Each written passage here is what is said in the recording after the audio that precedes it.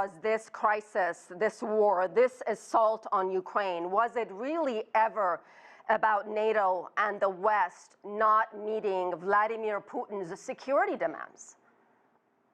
Yes, I believe it was. The tragedy of Ukraine is that it was caught on a geopolitical fault line between the West and Russia. It was caught on a fault line that has been emerging as the unipolar U.S.-led world order unravels. This doesn't justify what's going on now, because the war is now the Kremlin's to own and to be responsible for.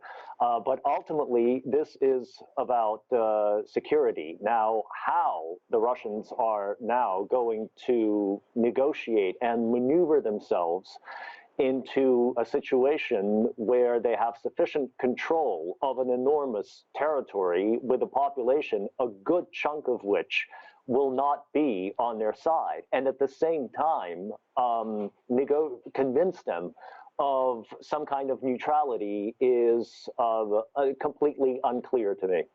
Certainly, one thing Putin's managed to achieve in the last 8 or 10 years is to create a stronger sense of Ukrainian nationality and nationhood, and a distinct identity from that of Russia.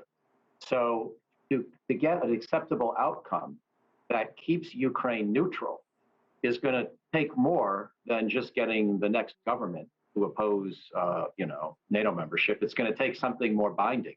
It's going to take a change to the Constitution. And I think even that is something Putin may decide is inadequate.